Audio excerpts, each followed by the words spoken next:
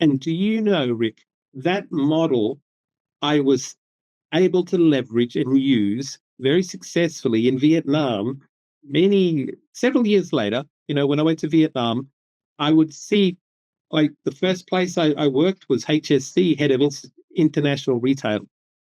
We had over 700 accounts. I built the desk out from nothing, and we had our team of about four staff. They're all Vietnamese under me, and we were looking after many Japanese, Koreans, and all the Europeans, and even interestingly, some of the Dragon Capital, the big local fund guys, as private clients, and you'd give them the same level of service as what I would articulate to my team in Australia at Citigroup to give to those style of Australians. So we rapidly helped modernize and bring into world best practice, the bespoke, very sensible, multi-decade, tried and tested Citigroup model into like a HSC.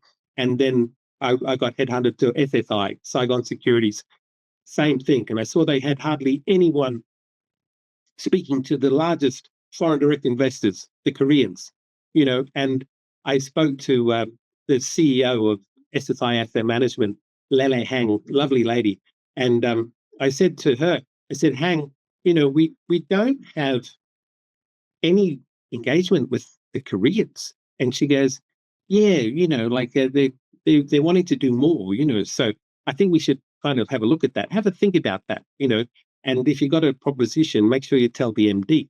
So I spoke to the MD and I put a pitch together, and then one thing led to another. I got an invite from the chairman of the Vietnam Association of Securities Business, or VASB, and he nominated me to be, in 2014, the first foreign expert to fly to Seoul, Korea, and present at their 2014 COFIA conference, KOFIA, which was their body that represents the securities, capital markets, fund management industry, and so on, including some huge names like Mirae Asset. And so I presented there, and lo and behold, sensible, common sense, communication of the virtues of the Vietnam capital markets landscape and the potential for the economy. A few months after that, we started to get corporate access, people visiting from Korea.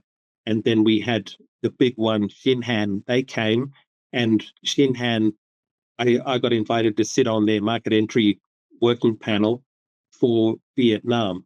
And I said to them, because you're quite unique, you've got Shinhan Bank, you've got Shinhan Securities, you've got a whole pile of things that reminded me a bit of Citigroup at the time, back in the day, And I said, to make it easier for your Korean investors to invest into Vietnamese listed equities, you should also not only buy a securities company and then rebrand it,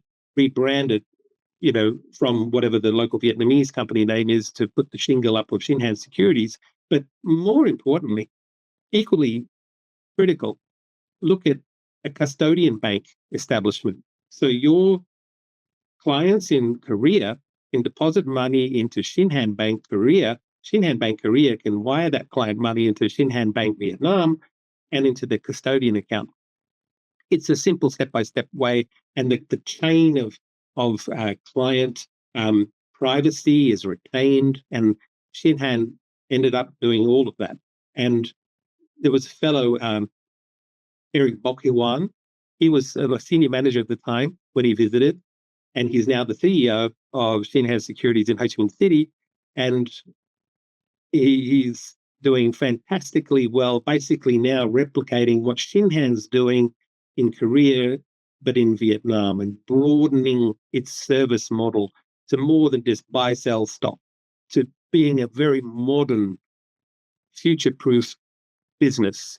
And to me, if I look back, I think I've helped deliver that, not only for my immediate employer at the time, but also for counterparts who I don't classify as rivals, because at the end of the day, if you have a client who asks you, I'm trying to source some stock in Vinamilk, you naturally get your traders to send emails or whip out a Bloomberg chat and ask on Bloomberg chat, oh, have you guys got anyone who might want to sell some Bloomberg, some Vinamilk?